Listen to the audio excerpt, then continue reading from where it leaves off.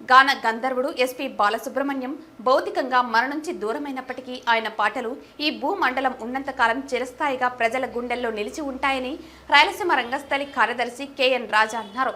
SP Balasubrahmanyam 4వ వర్ధంతిని పురస్కరించుకుని రాయలసీమ రంగస్థలి కళాకారులు తిరుపతి ప్రధాన తపాలా కార్యాలయం ఎదుట ఆయన చిత్రపటానికి పుష్పాంజలి ఘటించి ఘనంగా నివాళులర్పించారు. ఎస్పీ బాలసుబ్రహ్మణ్యం 4వ వర్ధంతిని పురస్కరించుకుని రాయలసీమ రంగస్థలి కళాకారులు తిరుపతి ప్రధాన తపాలా కార్యాలయం ఎదుట ఆయన చిత్రపటానికి పుష్పాంజలి ఘటించి ఘనంగా నివాళులర్పించారు. ఈ సందర్భంగా కెఎన్ రాజా మాట్లాడుతూ ఎస్పీ బాలసుబ్రహ్మణ్యం గాత్రం అజరామ జరమని కొనియాడారు. తెలుగు, తమిళం, కన్నడం, హిందీ భాషలలో వేల కొలది పాటలను పాడి దేశ ప్రజలను సంగీత సాగరంలో ఓలలాడించారని పేర్కొన్నారు. భౌతికంగా ఆయన మన నుంచి దూరమైనప్పటికీ ఆయన పాటల రూపంలో ఎప్పటికీ మన మధ్య ఉంటారని తెలిపారు. ఆయన పాటకు మరణం లేదన్నారు.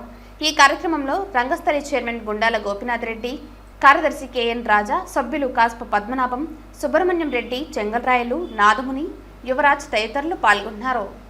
మధుర గాయకులు శ్రీ ఎస్పీ బాలసుబ్రహ్మణ్యం గారి 4వ వర్ధంతి సందర్భంగా ఈరోజు వారి చిత్రపటానికి రాయలసీమ రంగస్థలి తిరుపతి చైర్మన్ గుండాల గోపీనాథ్ రెడ్డి గారి ఆధ్వర్యంలో వారికి నివాళులు అర్పించడం జరిగింది.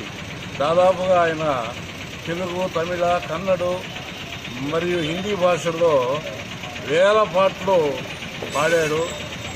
అందరి యొక్క దేశ విదేశాల్లోనూ ఆయన గానానికి మంచి పేరు తెచ్చుకున్న కళాకారుడు.